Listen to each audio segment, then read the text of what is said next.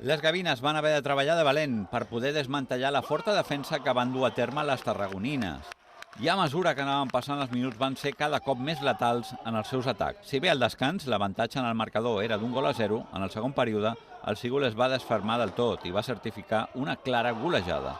Sara Serna, en dues dianes, va ser fidel al seu instint golejador, ben secundada per Serrarols i Mar. Van ser les autores dels gols de les badalonines.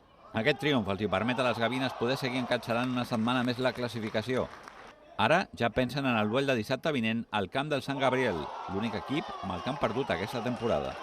Hay muchas ganas, todos los partidos son importantes porque al final es una liga muy larga y lo importante es sumar de 3 en 3, pero sí que es verdad que bueno, ha sido el único equipo que nos ha conseguido ganar y bueno, aparte es derbi, bueno, tenemos que seguir sumando y siguiendo estar ahí, y si queremos estar ahí y seguir sumando, pues tenemos que intentar ganar la semana que viene también.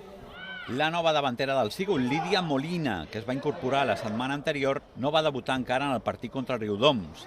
S'haurà de veure si el cos tècnic considera oportú que ho faci en el proper partit al camp del Sant Gabriel.